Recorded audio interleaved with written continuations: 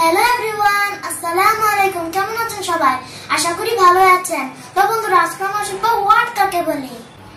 এক বা একাধিক লেটার পাশাপাশি বসে যদি কোনো অর্থ প্রকাশ করে তবে তাকে ওয়ার্ড বা শব্দ বলা হয়।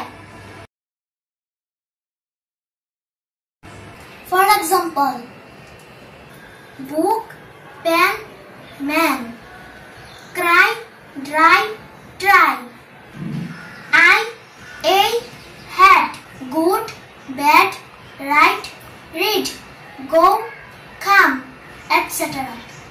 বন্ধুরা, ভিডিওটি কেমন লাগলো কমেন্ট বক্সে জানিয়ে দিন। এরকম আরো নতুন ভিডিও পাওয়ার জন্য চ্যানেলটিকে সাবস্ক্রাইব করে বেল আইকন বাজিয়ে দিন। নো মোর টুডে, দেখা হবে নেক্সট কোনো ভিডিওতে। ততক্ষণ পর্যন্ত ভালো থাকুন, সুস্থ থাকুন, নিজে নামাজ পড়ুন, অন্যকে নামাজ পড়তে উৎসাহিত করুন। আল্লাহ হাফেজ।